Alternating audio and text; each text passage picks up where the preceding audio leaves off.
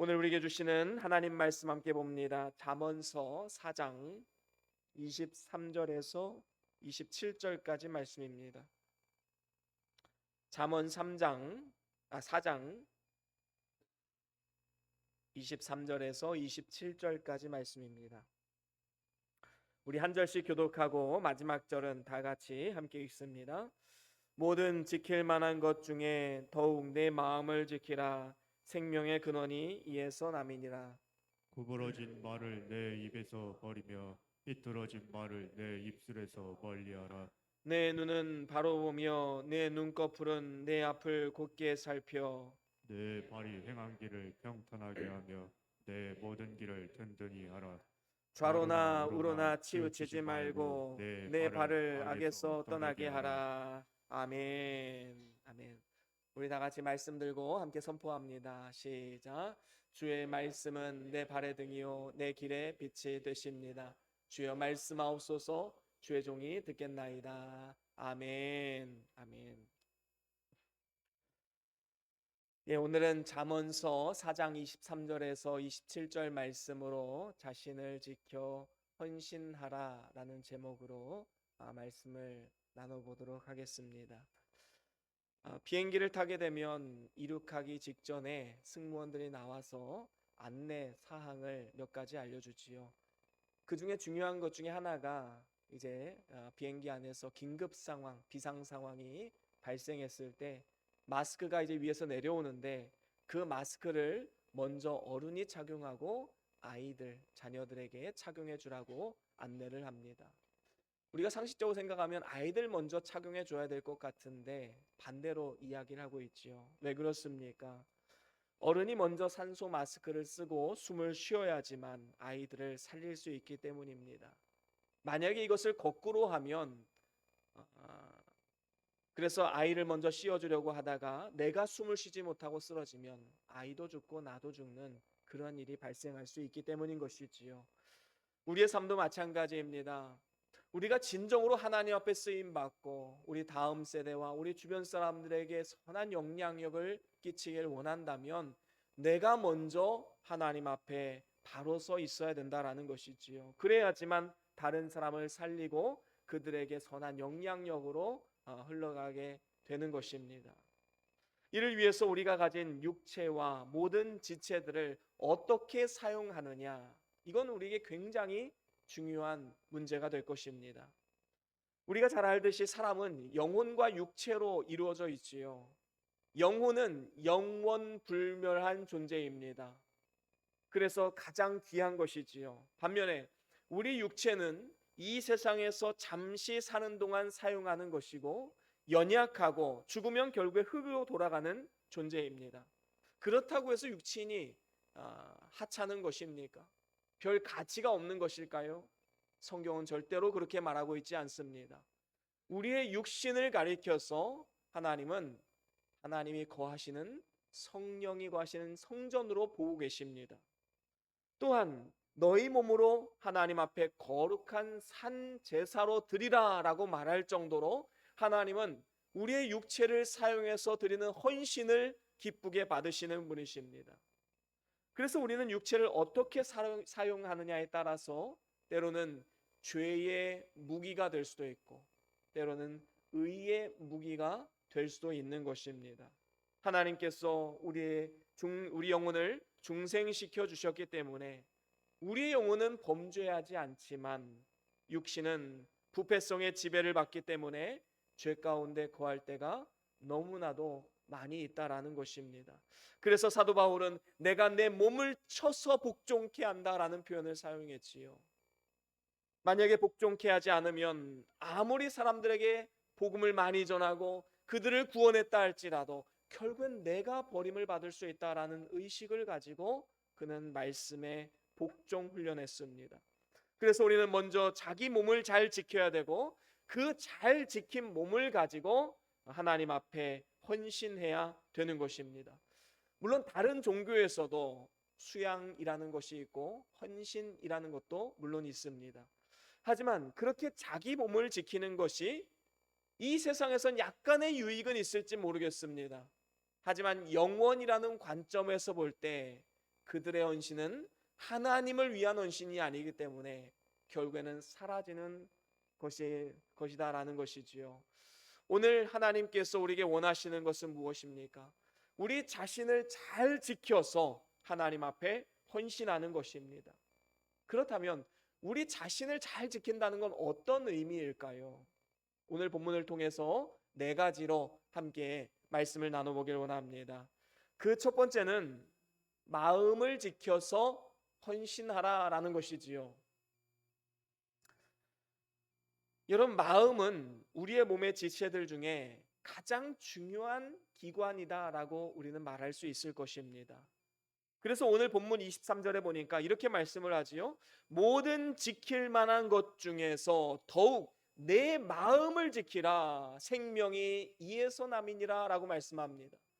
다시 말하면 우리 마음 가운데에서부터 생명이 흘러나오기 때문에 그 마음을 지켜야 된다라는 것이지요. 마음에서 지적인 요소, 감정적인 요소, 의지적인 요소, 전 인격이 우리의 마음에서 나오게 된다는 것입니다. 그래서 마음을 잘 다스리고 마음을 지키고 마음을 하나님께 드려야 된다는 것입니다. 초대교회 때에 베드로를 비롯한 사도들이 성령의 권능을 행하자 그 권능을 지켜보았던 사람 중에 마술사 시몬이라는 사람이 있었습니다. 여러분, 이 시몬이 가만히 보니까 자기 직업이 마술사였기 때문에 저 능력을 잘 활용만 하면 이거 돈벌이가 되겠다 이런 생각을 한 겁니다. 그래서 돈을 싸질머지고 베드로에게 와서 내가 이 돈을 줄 테니 그 권능, 그 능력 나에게도 알려줘라 그렇게 말을 했습니다. 그때 베드로가 이런 대답을 합니다. 사도행전 8장 21절 말씀 같이 읽어봅니다. 시작.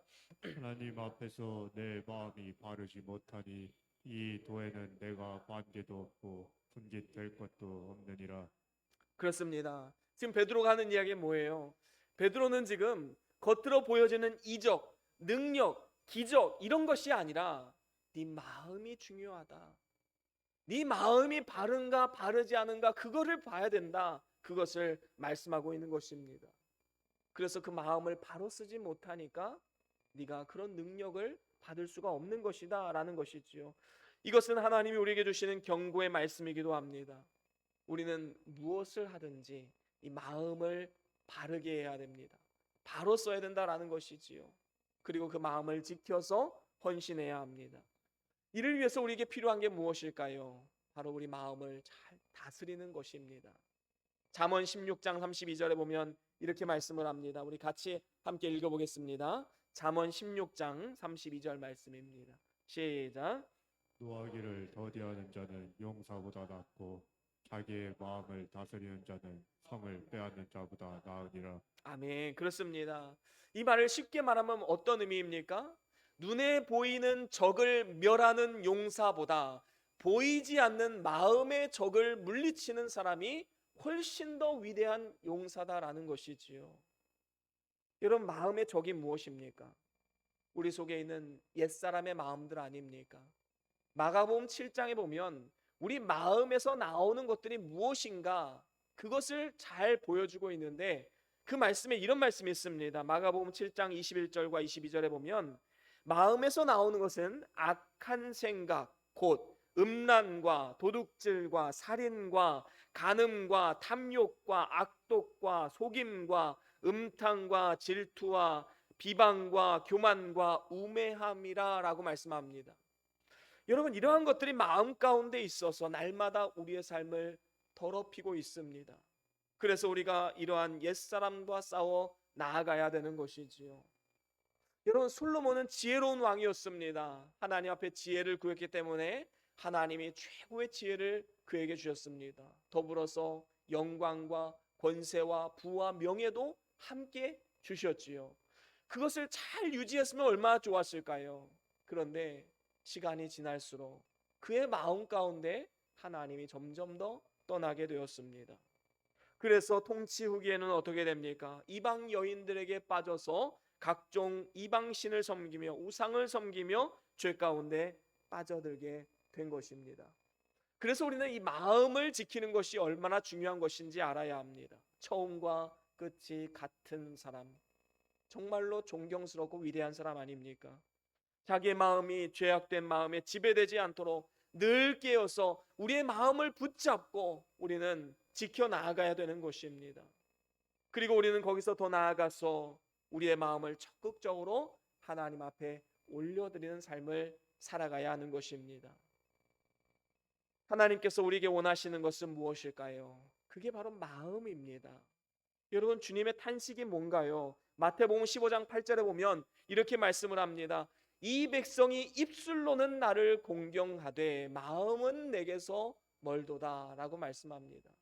한마디로 말하면 입으로는 하나님을 찬양하고 입으로는 하나님을 사랑한다 말하고 헌신하겠다 말하는데 그 마음이 떠나서 오히려 세상 가운데 빠져서 그것을 더 중요하게 여기고 그것을 따라가고 있다라는 것입니다. 여러분, 마음이 떠난 헌신, 마음이 떠난 사역 다 외식이고 또한 위선입니다. 하나님께서 가장 미워하시는 일이지요. 그래서 우리 마음을 하나님께 드리도록 전심전력을 기울이면 하나님께서 능력의 발로 붙잡아 주셔서 이전에 하던 것보다 훨씬 더 큰 능력을 바라고 은혜 가운데 모든 일들을 감당할 수 있게 되는 것입니다.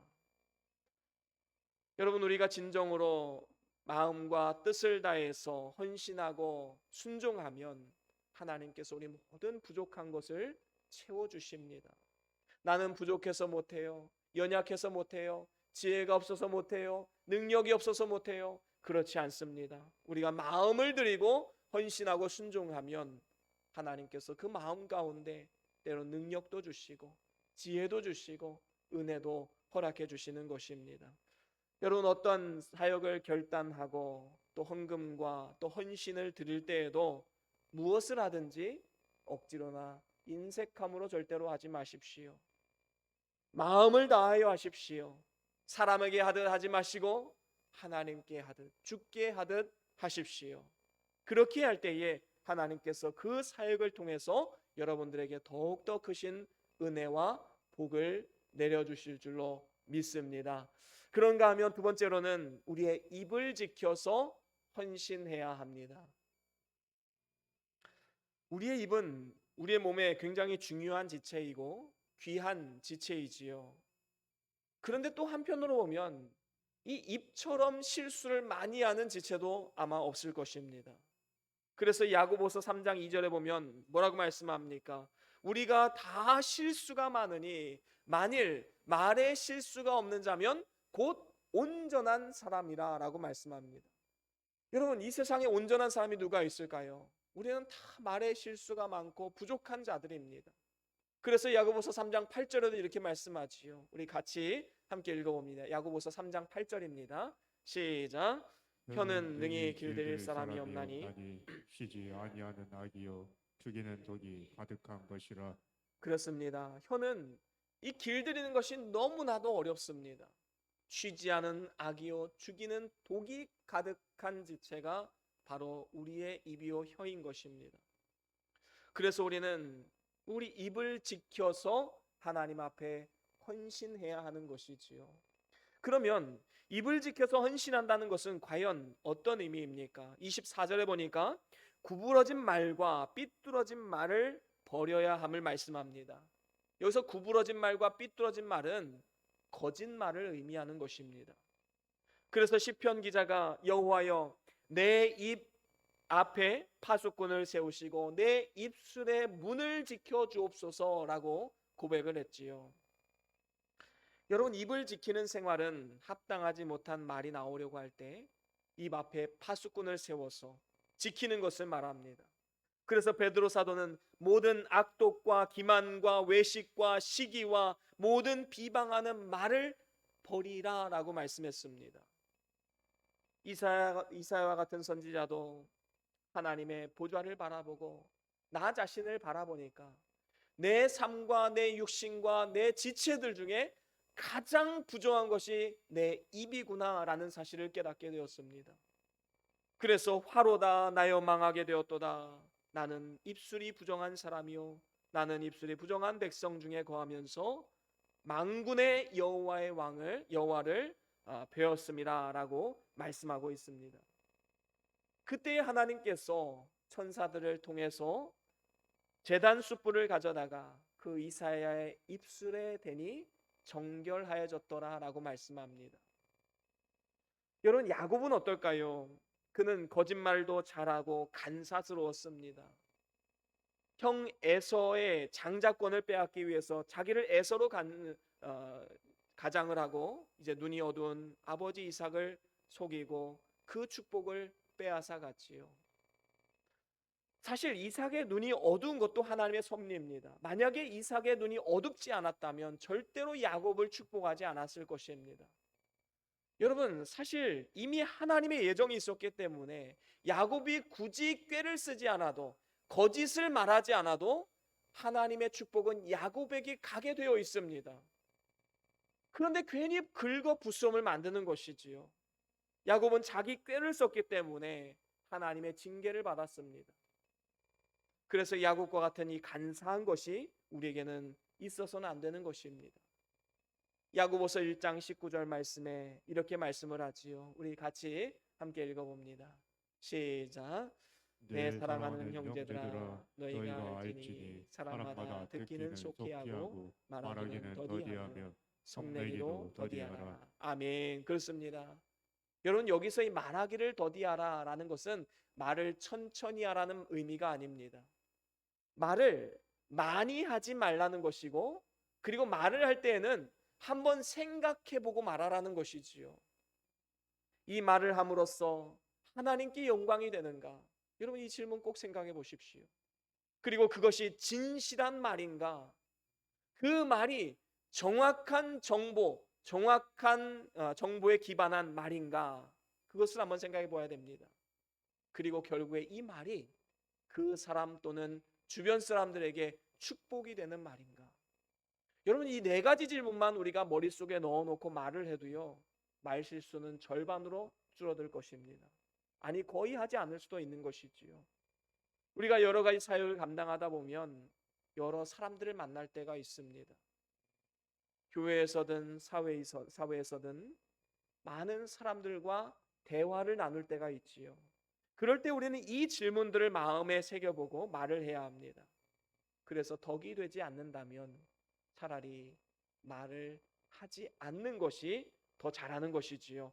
우리가 진정으로 우리의 입을 통해서 하나님께 영광이 되고 이웃을 축복하기를 원한다면 날마다 주를 찬송하고 복음을 전하는 데에만 우리의 입을 사용하는 것이 가장 잘하는 것입니다.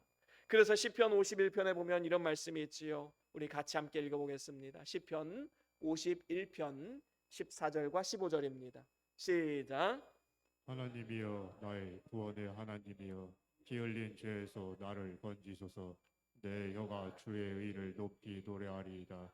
주여 내 입술을 열어주소서. 내 입이 주를 찬송하여 전파하리이다. 아멘. 그렇습니다. 여러분, 얼마나 아름다운 찬송시입니까? 14절 마지막에 보니까 내 혀가 주의 의를 높이 노래하니라. 그리고 15절에 보니까 주여 내 입술을 열어주소서. 내 입이 주를 찬송하며 전파하리이다 라고 말씀합니다. 그러니까 이 시편 기자는 하나님께 찬송을 돌려드리고 영광을 돌리고 또한 찬양하며 또 복음을 증거하는 일에 그 입을 사용한 것입니다. 우리도 이렇게 하나님께 헌신해야 되는 것이지요. 이것이야말로 우리가 예수로 말미암아 항상 찬미의 제사를 하나님께 드리고 그 이름을 증거하는 입술의 열매를 맺는 그러한 복된 길인 줄로 믿습니다. 그런가 하면 이제 세 번째로는 우리의 눈을 지켜서 헌신해야 합니다. 오늘 본문 25절에 보니까 이렇게 말씀을 합니다. 내 눈은 바로 보며 내 눈꺼풀은 내 앞을 곧게 살펴라고 말씀합니다. 여러분, 눈이 우리 지체들 중에 얼마나 중요한 지체입니까?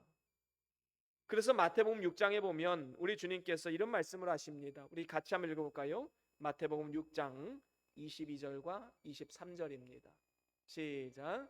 눈은 몸의 등불이니 그러므로 내 눈이 성하면 온몸이 밝을 것이요 눈이 나쁘면 온몸이 어두울 것이니 그러므로 내게 있는 빛이 어두우면 그 어두움이 얼마나 더하겠느냐. 아멘. 그렇습니다. 하나님께서 우리에게 눈을 밝게 해주신 것에 우리는 늘 감사해야 합니다. 이것은 우리의 육신의 눈만을 이야기하는 것이 아닙니다. 우리의 영적인 눈을 밝게 뜨게 하셔서 영적인 것을 보게 하시고 남들은 보지 못하는 하나님 나라를 보게 하시고 소망의 말씀을 붙잡고 살아가는 것 얼마나 큰 축복인지 모릅니다. 하나님께서 이렇게 우리의 영과 육의 눈을 밝게 하신 것은 그 눈을 가지고 믿는 일 열심히 잘하고 하나님 앞에 헌신하게 하기 위함입니다. 그래서 우리는 먼저 속된 것을 주목하지 말아야 합니다. 우리가 눈으로 어떠한 것을 봐서 손해되는 것들도 있고 또한 악한 것들, 음란한 것들, 패악한 것들을 봐서 우리에게 큰 손해가 되는 경우도 많이 있습니다. 요즘처럼 타락한 시대에 우리가 봐서 손해나는 것들이 세상에 너무나도 많이 있지요. 우리는 그것에 주목하지 말고 우리 자신을 지켜 나아가야 되는 것입니다. 우리는 오늘날의 이 패역한 세대, 음란한 세대를 본받지 말아야 합니다. 또한 죄악된 것에 주목하지 않도록 자기 눈을 지켜야 합니다. 속된 것을 바라보지 않아야 되는 이유가 무엇입니까? 우리가 어떤 나쁜 것, 악한 것을 눈으로 보게 되면 생각 속에서 그것을 지워버린다 할지라도 우리 마음에는 그게 남아 있습니다. 그래서 기도하거나 말씀을 묵상할 때 많은 지장이 생기는 것이지요. 그래서 우리가 보는 것이 굉장히 중요한 것입니다. 그러면 우리가 영의 눈과 육신의 눈으로 과연 무엇을 바라봐야 될까요? 그것은 우리 앞에 계시는 예수 그리스도를 바라보며 그분을 우리의 삶의 목표요 방향으로 삼고 우리는 한 걸음 한 걸음 믿음의 길을 걸어가야 될 줄로 믿습니다. 영의 눈을 떠서 진리를 바로 분별하고 하나님만 바라보며 살아가야 되는 것이지요. 다윗은 이런 믿음의 고백을 합니다. 시편 69편 3절 말씀 우리 함께 같이 읽어봅니다. 시편 69편 3절입니다. 시작. 내가 부르짖음으로 피곤하여 나의 목이 마르며 나의 하나님을 바라서 나의 눈이 쇠하였나이다. 아멘. 그렇습니다. 여러분 지금 다윗은요 눈이 쇠하여질 정도로 집중해서 오직 하나님만을 바라보며 살았음을 지금 고백하고 있는 것입니다. 그냥 하루 종일 하나님만 바라보고 사는 것입니다. 여러분 우리가 세상을 바라보면 낙심될 일들이 얼마나 많이 있습니까? 하지만 우리가 눈을 들어서 위에 계신 하나님을 바라볼 때 우리의 삶은 어떻게 될까요? 시편 42편에 보면 이런 시편 기자의 고백이 나옵니다. 시편 42편 5절입니다. 우리 같이 함께 읽어봅니다. 시작. 내 영혼아 내가 어찌하여 낙심하며 어찌하여 내 속에서 불안해하는가. 너는 하나님께 소망을 두라. 그가 나타나 도우심으로 말미암아 내가 여전히 찬송하리로다. 아멘. 그렇습니다. 내 영혼아 어찌하여 낙심하느냐 어찌하여 내 속에 불안하여 하느냐 오직 하나님께 소망을 두라라고 말씀합니다. 이 소망을 둔다라는 것은 무엇을 하냐면 하나님을 바라보라는 것입니다. 환경과 상황을 바라보는 것이 아니라 위에 계신 하나님께 소망을 두고 바라보면 마지막에 내가 여전히 찬송하리로다. 옛날 성경을 보면 오히려 찬송하리로다. 우리의 삶에 찬양이 가득한 삶이 된다라는 것이지요. 여러분 교회에 나와서도요 사람을 바라보지 마십시오. 하나님을 바라보고 진리만 바라보아야 하는 것입니다. 사역을 감당할 때도 사람을 보면서 하게 되면 반드시 낙심이 됩니다. 여러분 누구나 다 부족한 면이 있기 때문에 사람 바라보고 신앙생활하면 반드시 낙심이 되고 실족하게 되는 것이지요. 우리는 하나님만 바라보아야 됩니다. 하나님을 바라보며 하나님 앞에 사역을 감당해야 되는 것이지요. 그런가 하면 마지막으로 네 번째로는 우리의 발을 지켜서 헌신해야 합니다. 오늘 본문 26절과 27절에 보니까 이렇게 말씀을 합니다. 내 발이 행할 길을 평탄하게 하며 내 모든 길을 든든히 하라. 좌로나 우로나 치우치지 말고 내 발을 악에서 떠나게 하라 라고 말씀합니다. 여러분 지금까지 우리에게 이 영적인 튼튼한 다리를 주셔서 좌로나 우로나 흔들리지 않고 믿음을 지키고 여기까지 오게 해주신 하나님의 은혜를 우린 절대로 잊어서는 안 됩니다. 저와 여러분들이 이 자리에 있다는 것은 지금까지 우리를 지켜주셨기 때문에 여기까지 온 것입니다. 그 은혜에 우리는 감사해야 되지요. 그리고 이제는 어떻게 합니까? 우리의 발이 실족하지 않도록 하나님께서 나의 삶을 주관해 주시고 인도해 달라고 하나님 앞에 기도하며 하나님 앞에 헌신하는 일에 우리의 발, 우리의 건강한 발을 사용해야 된다는 것이지요. 이를 위해서 우리가 먼저 죄악된 길로 행해서는 안 됩니다. 세상의 많은 사람들은 넓고 쉬운 길로 가고 싶어 합니다. 하지만 그 길은 죄악된 길이요 멸망의 길이지요. 그래서 로마서에 보면 그 발은 피 흘리는데 빠른지라라고 말씀했습니다. 피 흘리게 빠른 발, 이건 어떤 의미일까요? 죄를 짓는데 빠른 발이다라는 것입니다. 하나님이 주신 건강한 발을 활용해서 죄를 짓는데 활용하고 있다라는 것이지요. 학개서에 보면 학개 선지자도 이런 말씀을 합니다. 학개서 1장 9절 말씀 함께 같이 읽어보겠습니다. 학개서 1장 9절 말씀 시작. 너희가 많은 것을 바랐으나 도리어 적었고 너희가 그것을 집으로 가져갔으나 내가 풀어버렸느니라. 나 만군의 여호와가 말하노라. 이것이 무슨 까닭이냐? 내 집은 황폐하였으되 너희는 각각 자기의 집을 짓기 위하여 빨랐습니다. 아멘. 그렇습니다. 이 말씀의 핵심은 무엇입니까? 사람들이 하나님을 위해 사는 것보다 자기 자신을 위해 살아가고 있다라는 것이지요. 거기에 더 큰 관심을 가지고 있는 그 태도를 꼬집고 있는 것입니다.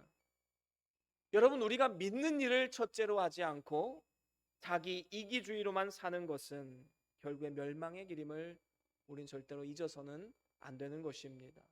그래서 우리는 주님이 주신 발을 가지고 좌로나 우로나 치우치지 말고 오직 한 길, 믿음의 길을 걸어가야 하는 것입니다. 예레미야 선지자도 이런 말씀을 했지요. 예레미야서 6장 16절 말씀입니다. 우리 같이 함께 합독합니다. 시작. 여호와께서 이와 같이 말씀하시되 너희는 길에 서서 보며 옛적 길 곧 선한 길이 어디인지 알아보고 그리로 가라. 너희 심령이 평강을 얻으리라 하나 그들의 대답이 우리는 그리로 가지 않겠노라 하였으며. 아멘. 그렇습니다. 그 옛날 이스라엘 백성들뿐만 아니라 저와 여러분들은 길 위에 지금 서 있습니다. 과연 우리는 어떤 길을 선택할 것인지 하루하루 선택하며 살아오고 있지요.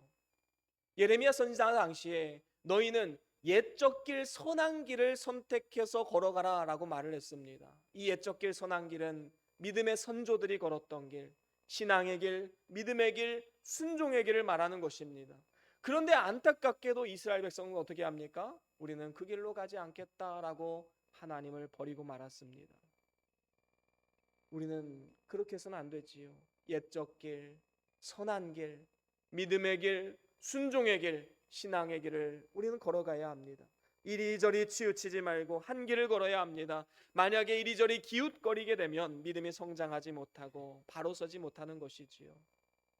성경 말씀이 인도하는 곧은 길, 그리고 내 속에 착한 양심을 따라서 길을 걸어야지만 하나님이 기뻐하시는 헌신과 봉사를 감당할 수 있는 것입니다. 이제 말씀을 마무리합니다.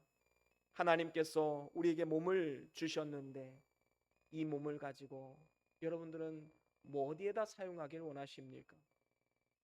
이 세상에서의 삶이 어떠하냐에 따라서 우리의 영원한 미래가 결정되는 것이지요. 로마서 6장 13절 말씀 함께 봅니다. 함께 읽어보겠습니다. 시작. 또한 너희 지체를 불의의 무기로 죄에게 내주지 말고 오직 너희 자신을 죽은 자 가운데서 다시 살아날 자 같이 하나님께 드리며 너희 지체를 의의 무기로 하나님께 드리라. 아멘. 여러분들의 지체를 죄의 무기에 드리시겠습니까? 의의 무기로 하나님 앞에 드리시겠습니까? 어차피 죽으면 썩어질 몸입니다.